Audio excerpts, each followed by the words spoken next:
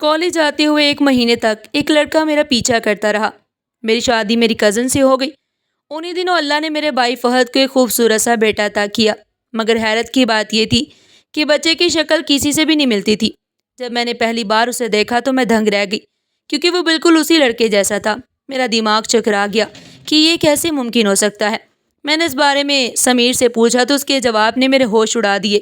ہم 5 بہن بھائی تھے اور ابو زمینداری کرتے تھے۔ گزر بسر بہت اچھی ہو رہی تھی۔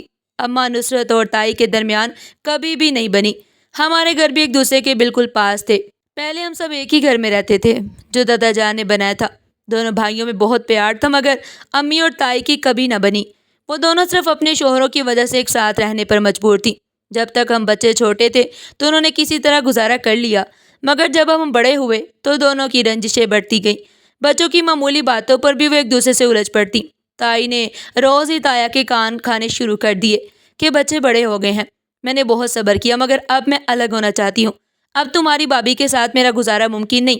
روز روز کے جھگڑوں سے نجات پانے کے لیے تایا ابو نے گھر کے صحن کے بیچ میں ایک دیوار اٹھوا دی اور وہ اپنے بیوی بچوں سمیت دوسری طرف شفٹ ہو گئے۔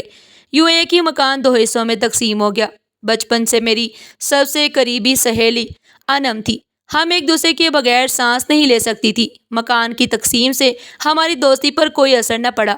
ہم اب بھی روز ملتے تھے، پہلے کی طرح اکٹھے اسکول جاتے۔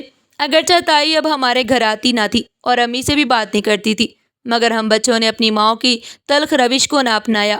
ہم نے اپنائیت کے رشتے کو برقرار رکھا۔ میرے اور انم کے ایک دوسرے کے گھروں میں آنے جانے پر کوئی روک ٹوک نہیں تھی۔ تایا ابو بھی اکثر ہمارے گھر آتے اور ہم سب سے پیار کرتے، کیونکہ یہ صرف عورتوں کی آپسی لڑائی تھی۔ باقی مردوں کے تعلقات ویسے ہی قائم تھے۔ 2 سال گزر گئے اور ہم نے میٹرک مکمل کر لیا۔ ہم عمر ہونے کی وجہ سے ایک ہی کالج میں داخلہ لیا۔ کالج ہمارے گاؤں سے دور تھا۔ وہاں جانے کے لیے ہمیں بس یا ویگن سے جانا پڑتا تھا۔ ہم صبح اکٹھے گھر سے نکلتے اور اڈے تک پیدل جاتے تاکہ وقت پر پہنچ سکے۔ عموماً 7 بجے اڈے پر پہنچ جاتے اور جو بس یا ویگن وہاں موجود ہوتی اس میں سوار ہو جاتے۔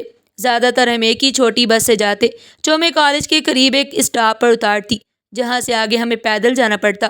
چونکہ ہم روزانہ ایک ہی وقت پر سفر کرتی تھی، اس لیے مقامی ڈرائیور ہمیں پہچاننے لگے۔ ایک بس تھی جو ہمارے گاؤں سے پہلے والے گاؤں سے چلتی تھی۔ اس کے ڈرائیور ہمیں اچھی طرح جانتا تھا۔ وہ روز 7 بجے بس لے کر اڈے پر کھڑا ہوتا، کیونکہ ہم اس کی مستقل سواریاں تھیں۔ ہمیں اسی گاڑی میں جانا پسند تھا۔ اگر کبھی وہ بس ہمیں نہ ملتی تو ہم کسی اور سواری میں چلی جاتی۔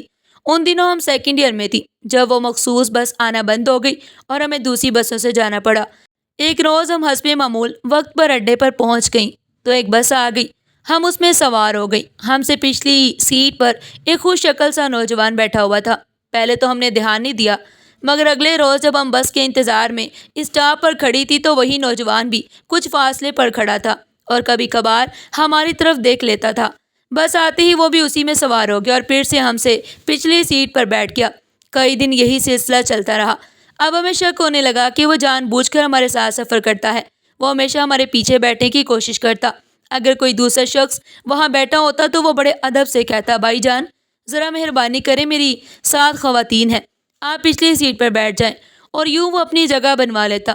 حالانکہ اس کے ساتھ کوئی عورت نہیں ہوتی تھی، گویا ہم ہی وہ خواتین تھیں جن کا بہانہ بنا کر وہ ہمارے قریب رہنے کی کوشش کرتا۔ ایک دن میں حیران رہ گئی، کیونکہ اس روز خواتین کی مخصوص سیٹوں پر میرے اور انم کے علاوہ کوئی خاتون موجود نہیں تھی۔ وہ آتے ہی پچھلی سیٹ پر بیٹھے شخص سے بولا، بھائی ذرا پیچھے چلے جائیں، میرے 7 خواتین ہیں۔ اس نے فوراً جگہ خالی کر دی اور وہ ہمارے بالکل پیچھے بیٹھ گیا۔ ہمارے گاؤں میں یہی رواج تھا کہ اگر کسی مرد کے 7 خواتین ہوں تو لوگ خود ہی ان کے لیے سیٹ خالی کر دیتے تھے۔ اس روز میں نے انم سے کہا، لگتا ہے یہ شخص ہمارا پیچھا کرتا ہے۔ انم بولی، ویسے ہے کون؟ میں نے کہا، مجھے کیا پتا، میں تو اسے نہیں جانتی۔ جب ہم کالج کے اسٹاپ پر اترے تو میں نے پیچھے مڑ کر دیکھا، وہی نوجوان ذرا فاصلے پر ہمارے پیچھے چل رہا تھا۔ میں نے کہا، انم یہ تو کالج تک ہمارا پیچھا کر رہا ہے۔ انم بولی، ہاں مجھے بھی یہی لگ رہا ہے، کیونکہ میں بھی اسے کئی دنوں سے نوٹ کر رہی ہوں۔ خیر ہمیں اس کے بارے میں زیادہ توجہ نہیں دینی چاہیے۔ اگر ہم دھیان دیں گے یا کچھ کہیں گے تو یہ زیادہ شعر بن جائے گا، بہتر ہے اسے نظر انداز کریں۔ 3 ہفتے گزر گئے مگر وہ نوجوان ٹس سے مس نہ ہوا۔ وہ روز اسی طرح ہمارے ساتھ بس میں سوار ہوتا اور پچھلی سیٹ پر بیٹھ جاتا۔ اب تو واپسی پر بھی وہ اسٹاپ پر کھڑا نظر آتا۔ ہم نے سوچا کہ گھر میں بتا دیں، مگر پھر یہی سوچ کر خاموش رہے کہ ہمیں تو پہلے ہی مشکل سے کالج کی اجازت ملی تھی۔ اگر یہ بات ابو یا تایا کو پتہ چل گئی تو وہ ہمیں فوراً پڑھائی سے روک دیں گے۔ یوں ہی 1.5 مہینہ گزر گیا۔ حیرت کی بات یہ تھی کہ آخر وہ ہمارے ساتھ یوں خاموشی سے سفر کر کے کیا حاصل کرنا چاہتا ہے، جبکہ وہ بظاہر ایک شریف اور سلجھا ہوا لڑکا لگتا تھا۔ ایک دن ہم دونوں کالج سے اسٹاپ کی طرف آ رہی تھی۔ راستے میں ایک لڑکا آیا اور پہلے کچھ نازیبا باتیں کی۔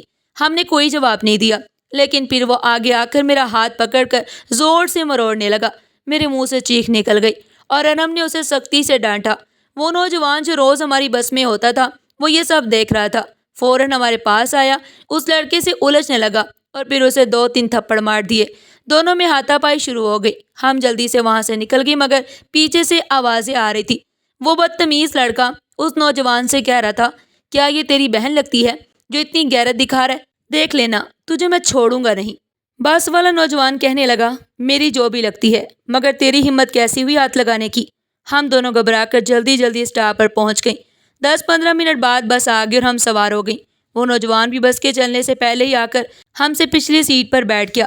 نہ جانے کیوں ہمارے دل میں اس کے لیے ہمدردی پیدا ہو گئی تھی۔ ہم حیران تھی کہ ایک ایسا انسان جو کبھی کوئی بات کرنے کی کوشش نہیں کرتا تھا، اتنا احساس کیسے ہو سکتا ہے۔ اگلے روز چھٹی تھی، میں تایا کے گھر گئی۔ اس کے اگلے دن جب ہم کالج کے لیے نکلی تو اس نے اسٹاپ پر پہلی بار ہمیں مخاطب کیا۔ کہنے لگا، مہربانی کر کے آپ لوگ اس راستے سے نہ جایا کریں جس سے آپ کل گئی تھی، کیونکہ وہاں سے بوائز کالج نزدیک ہے اور وہاں اکثر آوارہ قسم کے لڑکے کھڑے رہتے ہیں۔ بہتر یہی ہے کہ آپ پہلے والے راستے سے آیا کریں۔ ابھی اس نے اتنا ہی کہا تھا کہ اتنے میں بس آ گئی اور ہم سوار ہو گئیں۔ اس روز جب ہم گھر آئیں تو انم ہمارے گھر کتاب لینے آئی۔ کمرے میں میرے پاس بیٹھ کے اور کہنے لگی، تم مانو یا نہ مانو، لیکن وہ بس والا نوجوان تمہاری وجہ سے ہمارے ساتھ آتا ہے۔ میں نے کہا، چپ کر جا، اگر امی نے سن لیا تو شامت آ جائے گی۔ وہ ہنستے ہوئے بولی، مگر سچ یہی ہے، میں نے اس کی آنکھوں میں تمہارے لیے محبت دیکھی ہے۔ میں نے کہا، بس کر دو انم، اگر دیکھی بھی ہے تو مجھے کیا پرواہ، تم جانتی ہو کہ میری منگنی پہلے ہی ہو چکی ہے۔ میری منگنی میری خالہ کے بیٹے سے طے ہو چکی تھی۔ مجھے سمیر سے محبت تو نہیں تھی، مگر میں اسے ناپسند بھی نہیں کرتی تھی۔ یہ رشتہ میرے والدین کی مرضی سے ہوا تھا اور میں اسے مطمئن تھی۔ پیپرز کے بعد میری شادی ہونا طے پائی۔ وقت ایسے ہی گزرتا رہا۔ پیپرز ختم ہوئے اور میں گھر بیٹھ گئی۔ والدین نے شادی کی تاریخ رکھ دی۔ گرمیوں میں شادی کی تیاریاں شروع ہو گئیں۔ کچھ باتوں پر تایا کے گھر والوں سے دوبارہ اختلاف ہو گیا اور ان کے ہاں سے صرف تایا نے میری شادی میں شرکت کی۔ تائی بارات کے دن تایا ابو کے مجبور کرنے پر آئیں اور کچھ ہی دیر بعد چلی گئیں۔ شادی کے بعد میں راولپنڈی آ گئی۔ میرے شوہر سعودیہ میں ملازمت کرتے تھے۔ شادی کے 1 مہینہ بعد ہی انہوں نے مجھے اپنے پاس بلا لیا۔ سال بعد اللہ تعالیٰ نے مجھے ایک بیٹی سے نوازا اور میں اپنی گھر گرہستی میں مگن ہو گئی۔ ان دنوں میری بیٹی 6 مہینے کی تھی جب ایک روز مجھے پاکستان سے بہن کا خط ملا کہ ابو میرے بھائی کا رشتہ انم سے کرنا چاہتے ہیں، مگر امی نہیں مان رہی۔ 1 ہفتے بعد دوسرا خط آیا کہ بھائی کی شادی طے ہو گئی ہے اور دلہن انم ہے۔ شادی اگلے ہفتے ہے۔ میں حیران رہ گئی اور تھوڑا پریشان بھی کہ میرا اکلوتا بھائی اتنی جلدی شادی کر رہا ہے، اور میں شامل بھی نہیں ہو سکتی تھی کیونکہ میں امید سے تھی اور میرے شوہر کسی کام کے سلسلے میں 15 دن کے لیے جدہ گئے ہوئے تھے۔ یوں انم اور میرے بھائی کی شادی ہو گئی۔ کچھ عرصے بعد انم نے ایک خوبصورت بیٹے کو جنم دیا۔ سب اس ننھے منھے بچے پر بہت پیار لٹا رہے تھے۔ میری ماں بھی بہت خوش تھی کہ اللہ نے انہیں پوتے سے نوازا ہے۔ بھائی اپنے بیٹے پر نہال تھے اور بہنیں واری صدقے جاری تھی۔ مجھے بھی بھائی کے بیٹے کو دیکھنے کی بہت خواہش تھی، مگر مجبوریوں کی وجہ سے میں نہ جا سکی۔ 2 سال بعد ہم میاں بیوی دیور کی شادی کے سلسلے میں پاکستان آئے۔ میں میکے گئی تو سب بہت خوش ہوئے۔ انم بھی خوش دلی سے ملی۔ جب میں بھائی کے بیٹے کو دیکھا تو وہ بہت پیارا لگا۔ میں نے اسے اٹھا کر پیار کیا، مگر نہ جانے کیوں اس کی شکل مجھے بہت جانی پہچانی لگی۔ دل ایک دم دھک سا رہ گیا۔ میں نے بچے کو فوراً اماں کے حوالے کر دیا کیونکہ وہ شکل ہو بہو اسی بس والے نوجوان کی طرح تھی۔ کوئی کسی سے اتنا مشابہ کیسے ہو سکتا ہے؟ انسانوں کی شکلیں ملتی ہیں، مگر اتنی حد تک ایسے لگ رہا تھا کہ جیسے عدیل کو ہی دوبارہ بچہ بنا دیا گیا ہو۔ میرے دل میں طرح طرح کے وسوسے جنم لینے لگے۔ باقی گھر والے تو اس بات سے انجان تھے، مگر میں کیسے دھوکہ کھا سکتی تھی؟ میں دل سے اس بچے کو اپنا قبول نہ کر سکی۔ 4 مہینے میں میکے رہی، مگر اس بچے سے محبت نہ کر پائی۔ اگرچہ باقی بتیجیوں سے دل لگا رہتا تھا، مگر اس کی صورت میرے لیے ایک سوال بن گئی تھی۔ میں سوچتی تھی کاش میں نے کبھی اس نوجوان عدیل کو نہ دیکھا ہوتا تو شاید آج اس اذیت میں نہ ہوتی۔ میں انم کے ساتھ اب بھی بات چیت کرتی تھی، مگر دل کے اندر ایک عجیب بیزاری رہتی۔ باقی گھر والے تو اس کے ساتھ حسب روایت پیار محبت سے پیش آتے، مگر میرا رویہ پھیکا رہتا تھا۔ امی مجھ سے کہتی تم کیوں اپنی پرانی سہیلی سے یوں بیگانہ ہو گئی ہو؟ پہلے تم دونوں کی دوستی کی مثالیں دی جاتی تھی اور اب تم مجھ سے نظریں چراتی ہو، کیا تم روایتی نند بن گئی ہو؟ میں ہنس کر کہتی ہاں امی، اب آخر وہ میری بھابھی بھی تو بن گئی ہے، نند والا سلوک کیوں نہ کروں۔ 4 مہینے بعد میں واپس آ گئی۔ انم نے مزید 2 بچوں کو جنم دیا جو مجھے بہت پیارے لگتے تھے، مگر جب بھی میں اس کے پہلے بیٹے کو دیکھتی میرا دل لرز جاتا۔ وہ معصوم بچہ کسی بڑے راز کی گواہی دیتا دکھائی دیتا۔ اب میں اس حقیقت سے پردہ اٹھانا چاہتی ہوں کہ آخر ایسا کیا ہوا جس نے مجھے انم سے اتنا دور کر دیا۔ دراصل جب ہم کالج آتے تھے تو وہ نوجوان عدیل ہمارے ساتھ سفر کرتا تھا۔ جیسے میں نے بتایا کہ ایک دن اس نے ہماری خاطر اوباش لڑکے سے لڑائی کی تھی۔ انم نے اسی دن سے اس کے بارے میں دلچسپی لینا شروع کر دی تھی۔ میں نے کئی دفعہ محسوس کیا کہ وہ اس کے بارے میں باتیں کرتی رہتی تھی، کبھی اس کا ذکر ہنسی میں کرتی مگر آنکھوں میں ایک چمک ہوتی۔ جب ہم بس سے اتر کر کالج کی راہ لیتی تو وہ پلٹ پلٹ کر پیچھے دیکھتی۔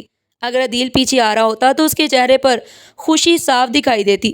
وہ کبھی نقاب سیدھا کرتی، کبھی گرا دیتی جیسے خود پر قابو نہ رہا ہو۔ وہ اکثر بے خیالی میں کھوئی رہتی جیسے کسی انتظار میں ہو۔ میں اسے سمجھاتی کہ یہ سب چھوڑ دے مگر وہ ہنستے ہوئے کہتی تمہیں غلط فہمی ہوئی ہے، ایسا کچھ نہیں ہے، اور اگر ہے بھی تو اس میں کیا برائی ہے؟ سب لڑکے لڑکیوں کو دیکھتے ہیں، ہم کیوں ڈریں؟ اگر ہم خود صاف ہیں تو کیا فرق پڑتا ہے؟ چند مہینے بعد پیپرز ختم ہوئے اور میں نے سمجھا یہ قصہ بھی ختم ہو گیا، مگر مجھے کیا پتا تھا کہ میری وہی ہمدم درینہ ایک دن ایسا موڑ لے گی کہ میری زندگی بھر کی خوشیوں پر سایہ ڈال دے گی اور مجھ سے اپنی راہ الگ کر لے گی۔ رفتہ رفتہ یوں ہونے لگا کہ وہ مجھ سے دور ہونے لگی، جیسے اب اسے میرا ساتھ اچھا نہ لگتا ہو۔ وہ اکثر کالج کے لیے گھر سے دیر سے نکلنے لگی۔ میں اس کا انتظار کرتی رہتی مگر وہ جان بوجھ کر لیٹ ہوتی اور کہتی کہ تم چلی جاؤ، میری وجہ سے لیٹ مت ہو، میں خود آ جاؤں گی۔ جب کئی دنوں تک یہی سلسلہ رہا تو میں بھی مجبور ہو گئی کہ خود ہی وقت پر کالج کے لیے نکلوں، کیونکہ پڑھائی میرے لیے اہم تھی۔ ایک دن میں نے اس کی وجہ سے بہت برداشت کیا، لیکن روز روز کی تاخیر کی وجہ اب کالج میں پہلی کلاس کے وقت پہنچنا مشکل ہو گیا تھا۔ اکثر جب ہم پہنچتے تو لیکچر ختم ہونے میں صرف چند منٹ رہ جاتے۔ لیکچرر کی ڈانٹ سننی پڑتی اور سیکیورٹی گارڈ بھی باتیں سناتا تھا۔ بڑی منتوں کے بعد گیٹ کھولتا تھا مگر انم پر کوئی اثر نہیں ہوتا تھا۔ اس کے گھر میں ویسے ہی ماحول کچھ ایسا تھا کہ وہاں کسی کو کسی کی پرواہ نہیں تھی، اور میں یہ سب جانتے ہوئے بھی کچھ نہیں کہہ سکتی تھی، کیونکہ اگر میں کچھ کہتی تو وہ فوراً الٹا مجھے برا بھلا کہتی اور اپنے گھر میں تماشا لگا دیتی۔ مجبوراً میں نے فیصلہ کیا کہ اب میں اس کا انتظار کیے بغیر خود ہی وقت پر کالج آیا کروں گی۔ اب میں روز مقررہ وقت پر نکلتی اور وقت پر کلاس پہنچ جاتی۔ انم اب اکثر کالج دیر سے آتی، روز جرمانہ بڑھتی، ڈانٹ کھاتی اور کئی بار تو اسے کلاس سے باہر بھی کھڑا کر دیا جاتا، مگر اس نے اپنی عادت نہ بدلی۔ رفتہ رفتہ وہ کالج سے غیر حاضر رہنے لگی۔ ایک دن میں نے تایا کے گھر جا کر اسے بات کی تو وہ حیران کن تیوروں سے بولی تم اس معاملے میں مت پڑو، میں کوئی غلط کام نہیں کر رہی، بس کبھی کبھار دیر ہو جاتی ہے اور ڈانٹ سے بچنے کے لیے چھٹی کر لیتی ہوں۔ تم اگر واقعی میری ہمدرد ہو تو بس استانی کو یہ کہہ دیا کرو کہ میں بیمار ہوں اور میری امی کو اس بارے میں کچھ نہ بتانا۔ اس کے لہجے میں وہ نرمی نہیں تھی جو پہلے ہوا کرتی تھی۔ تب مجھے اندازہ ہوا کہ وہ مجھ سے کنارہ کرنا چاہتی ہے۔ میں تایا سے شکایت بھی نہیں کر سکتی تھی کیونکہ ان کے غصے کو اچھی طرح جانتی تھی۔ اگر وہ انم سے باز پوس کرتے تو وہ ساری زندگی کے لیے مجھ سے ناراض ہو جاتی کہ میں نے اس کی شکایت لگائی ہے۔ تائی کا رویہ بھی ہمیشہ سخت رہا، وہ الٹا مجھے ہی برا بھلا کہتی کہ میں ان کی بیٹی کے خلاف ہوں۔ یوں میں نے فیصلہ کیا کہ اب انم کے معاملے میں بالکل خاموش رہوں۔ میں نے اسے بات چیت کرنا چھوڑ دی۔ اب ہم دونوں مختلف اوقات میں گھر سے نکلتی تھی، میں ایک بس میں تو وہ دوسری بس میں سفر کرتی۔ اب وہ نوجوان بھی اسی بس میں ہوتا جس میں انم سفر کرتی، اور میں سمجھ گئی کہ ان دونوں کے درمیان اب ایک نیا تعلق قائم ہو چکا ہے۔ رفتہ رفتہ مجھے بھی انم کے رویے سے کوئی فرق نہیں پڑنے لگا، وہ کالج آئے یا نہ آئے، اب یہ اس کا معاملہ تھا، کیونکہ فاصلہ تو اس نے خود پیدا کیا تھا۔ کبھی کبھار وہ بس اسٹاپ پر دکھائی دیتی مگر میرے ساتھ بس میں نہیں بیٹھتی، یقیناً وہ کسی اور کا انتظار کر رہی ہوتی تھی، جانتی تھی کہ اسے کس ہمسفر کی ضرورت ہے جس کے ساتھ وہ ایک اجنبی سفر پر نکل چکی ہے۔ ان دنوں روز اس کی غیر حاضری کی چھٹی آ رہی تھی۔ میں نے یہ بات کسی سے نہ کہی مگر دل میں تشویش ضرور تھی کہ کہیں وہ کوئی غلط قدم نہ اٹھا لے۔ ایک دن جب میں کالج جانے کے لیے نکلی تو میں نے دیکھا کہ وہ ایک نوجوان کے ساتھ گاڑی میں جا رہی تھی۔ یہ منظر میری آنکھوں کے سامنے سے گزرا تھا۔ میں اس وقت بس کی کھڑکی کے پاس بیٹھی تھی۔ پھر رفتہ رفتہ وہ کالج کے بہانے گھر سے نکلتی مگر کالج نہیں جاتی تھی بلکہ اسی کے ساتھ گھومتی پھرتی۔ ایک دن میرے والد شہر میں کسی کام سے گئے ہوئے تھے تو انہوں نے خود انم کو ایک اجنبی کے ساتھ گاڑی میں بیٹھتے دیکھا۔ انہوں نے فوراً گھر جا کر تایا کو ساری بات بتائی اور یوں انم کے گھر میں طوفان برپا ہو گیا۔ تایا نے اس پر سختی کر دی اور اس کا گھر سے نکلنا بھی بند کرا دیا۔ اب تائی اور تایا دونوں اس کے لیے رشتہ تلاش کرنے لگے، مگر اسی دوران انم کی طبیعت خراب ہونے لگی۔ جب اسے ڈاکٹر کے پاس لے جایا گیا تو پتہ چلا کہ وہ امید سے ہے۔ یہ سن کر تائی کے پیروں تلے سے زمین نکل گئی۔ وہ چاہتی تھی کہ کسی طرح اس مصیبت سے چھٹکارا پا لیا جائے، مگر ڈاکٹر نے صاف منع کر دیا کہ انم کی حالت نازک ہے، اس لیے ایسا ممکن نہیں۔ تایا کو جب یہ سب پتہ چلا تو وہ بھی سکتے میں آ گئے۔ انہوں نے انم سے پوچھا کہ اس گناہ میں اس کے ساتھ کون ملوث تھا، تو اس نے بتایا کہ وہ ایک ٹرک ڈرائیور کا بیٹا ہے۔ ہمارے خاندان کی عزت داؤ پر لگ چکی تھی۔ تایا کی گاؤں میں عزت تھی اور اب وہ سب کے سامنے شرمندہ تھے۔ بالآخر انہوں نے میرے ابو کو بلا کر ساری بات بتائی۔ ابو نے بڑے بھائی کو یہی مشورہ دیا کہ اگر عزت بچانی ہے تو بہتر ہے کہ اسی لڑکے سے انم کا نکاح کر دو تاکہ بات مزید نہ پھیلے، چاہے بعد میں ناطہ ختم کر دینا، مگر اب کسی شریف خاندان کا لڑکا اسے شادی نہیں کرے گا۔ تایا نے جب اس لڑکے کا پتہ کرایا تو سب حیران رہ گئے کہ وہ پہلے سے شادی شدہ ہے اور 2 بچوں کا باپ ہے۔ محلے والوں سے پتہ چلا کہ وہ کوئی باقاعدہ کام بھی نہیں کرتا، کبھی ادھر کبھی ادھر وقت گزارتا رہتا ہے، اور اس کی بیوی بھی ناراض ہو کر میکے بیٹھی ہے۔ تایا کے سامنے اب عزت بچانے کا ایک ہی راستہ رہ گیا تھا کہ جیسے تیسے کر کے اس معاملے کو ختم کر دیا جائے۔ ان کے چہرے پر ندامت اور دکھ کے سائے تھے، ان کی آنکھوں میں آنسو تھے اور لبوں پر صرف یہی جملہ تھا کہ عدیل نے ہمارے گھر میں نقب لگا دی۔ وہی عدیل جسے ہم نیک سمجھتے تھے دراصل ہماری بربادی کی وجہ بن گیا۔ وہ ہماری عزت کا دشمن اور اوپر سے کمزاد شادی شدہ بھی ہے۔ مجھے کچھ سمجھ نہیں آ رہی کہ کیا کروں۔ کبھی سوچا نہ تھا کہ بیٹی کی وجہ سے یہ دن دیکھنا پڑے گا۔ میں بیان نہیں کر سکتا کہ میں کس قدر تکلیف میں ہوں کہ بس اب موت آنا ہی باقی رہ گئی ہے، مگر موت بھی نہیں آتی۔ سوچتا ہوں جب خاندان اور لوگوں کو پتہ چلے گا تو کتنی بدنامی ہوگی، کتنے سالوں کی کمائی ہوئی عزت خاک میں مل جائے گی۔ سوچ رہا ہوں کہ وہ دن دیکھنے سے بہتر ہے کہ میں انم کو زہر دے دوں اور لوگوں سے کہہ دوں کہ وہ اچانک بیمار ہوئی اور وفات پا گئی۔ اپنے بھائی کی مجبوری دیکھ کر ابو کی آنکھوں میں بھی آنسو آ گئے، پلکیں بھگو کر کہنے لگے، بھائی صاحب، یقیناً آنکھوں دیکھی مکھی کوئی نہیں نگلتا، مگر آپ میرے بڑے بھائی ہیں اور آپ کی حالت دیکھ کر میرا بھی کلیجہ پھٹتا ہے۔ آپ فکر نہ کریں، انم کی شادی میں اپنے بیٹے سے کر دیتا ہوں۔ گھر کی بات گھر میں ہی رہے گی۔ میں اپنے بیٹے کو راضی کر کے نکاح کرا دیتا ہوں، بعد میں جو ہوگا دیکھا جائے گا۔ ابھی تو بدنامی کی تلوار سر پر لٹک رہی ہے، کوئی چارہ نہیں تھا۔ آخرکار ابو اور تایا کی عزت ایک ہی تھی۔ اگر بدنامی ہوتی تو سبھی کے منہ پر کالک لگتی۔ انم کو مار دینے کی کسی میں ہمت نہیں تھی۔ یوں میرے والد نے یہ راز سینے میں دفن کر لیا اور گھر میں کسی کو کچھ نہ بتایا، یہاں تک کہ میرے بھائی کو بھی نہیں بتایا۔ صرف اتنا کہا کہ بھتیجی کو بہو بنانا میری دلی خواہش ہے۔ 1 ہفتے کے اندر اندر انم کا نکاح بھائی سے کر دیا گیا۔ بھائی جو ابھی تعلیم حاصل کر رہا تھا حیران رہ گیا کہ ابو کو اچانک کیا ہو گیا ہے۔ وہ بار بار کہتا رہا کہ مجھے تعلیم مکمل کرنے دے، مگر ابو نے صرف اتنا کہا کہ تعلیم بعد میں بھی مکمل ہو سکتی ہے، فی الحال میری بات مانو۔ وہ اپنی طرف سے خاندان کی عزت بچا رہے تھے کہ جس کے لالے پڑے ہوئے تھے۔ انم شادی ہو کر ہمارے گھر آ گئی۔ تائی کو بھی آخر جھکنا ہی پڑا، ورنہ وہ کب ہماری برادری میں رشتہ دیتی۔ ان کا غرور بھی مٹی میں مل گیا۔ اب وہ امی سے جھک کر ملنے لگی کہ شاید انہیں ڈر تھا کہ ان کی بیٹی کا گھر اور عزت کسی طرح بچ جائے۔ دوسری طرف امی حیران تھی کہ جٹھانی کو کیا ہو گیا ہے، یہ کیسا موضوع ہو گیا کہ جو کل تک ہمیں کمتر سمجھتی تھی آج خود رشتہ دینے آ گئی۔ وہ طوفان جس کی آہٹ سنائی دے رہی تھی بالآخر ٹل گیا۔ سب افسردہ ضرور تھے مگر کسی نے زبان نہ کھولی۔ انم نے وقت مقررہ پر ایک بیٹے کو جنم دیا۔ سبھی نے اسے مبارکباد دی، سبھی نے اس بچے کو پیار کیا، مگر حقیقت سے صرف 4 افراد واقف تھے، تایا، تائی، ابو اور میں۔ حالانکہ کسی نے مجھے کچھ نہیں بتایا تھا، مگر جب میں انم کے بیٹے کو دیکھتی تو دل کہتا کہ یہ میرے بھائی کی اولاد نہیں، وہ اس معصوم کو اپنی اولاد سمجھ کر پال رہا ہے۔ یہ سوچ میرے دل کو چیر دیتی تھی۔ کئی بار مجھے انم سے نفرت محسوس ہوتی تھی کہ کاش وہ قدم نہ بہکاتی۔ ایک روز جب میرے رویے سے وہ رونے لگی اور پوچھنے لگی کہ میں اسے کیوں ناراض ہوں، تو میں نے اسے وہ بس والا واقعہ یاد دلایا اور کہا، سچ بتاؤ، تمہارا پہلا بیٹا میرے بھائی کی اولاد نہیں ہے نا؟ تو وہ پھوٹ پھوٹ کر رونے لگی اور ساری حقیقت مجھ پر کھول دی۔ اس نے بتایا کہ ہاں، مجھ سے غلطی ہو گئی تھی اور وہ بہت شرمندہ ہے، مجھ سے معافی مانگی۔ میں نے بھی دل سے اسے معاف کر دیا۔ آج میرے ابو اس دنیا میں نہیں رہے، مگر انہوں نے اپنی زندگی میں کبھی کسی کے سامنے یہ راز ظاہر نہیں کیا تایا تائی بھی وفات پا چکے ہیں اور میں نے بھی کبھی انم کا راز کسی پر ظاہر نہیں کیا، حتیٰ کہ اپنی ماں اور بہنوں تک کو بھی نہیں بتایا۔ میں ہمیشہ یہی سوچتی ہوں کہ وہ آج میری بھابھی ہے تو یقیناً اللہ کی مرضی تھی، جو ہونا تھا وہ ہو چکا، اب کیوں اس کا پردہ فاش کروں۔ وہ آج بھی دل و جان سے میری عزت کرتی ہے اور مجھے بہنوں سے بڑھ کر چاہتی ہے، میں بھی اسے وہی مقام دیتی ہوں جو ایک بھابھی کا ہوتا ہے۔ اللہ تعالیٰ سے دعا ہے کہ وہ بھی اس کی غلطی کو معاف فرما دے اور تمام بہنوں اور بیٹیوں کو نیک ہدایت عطا کرے۔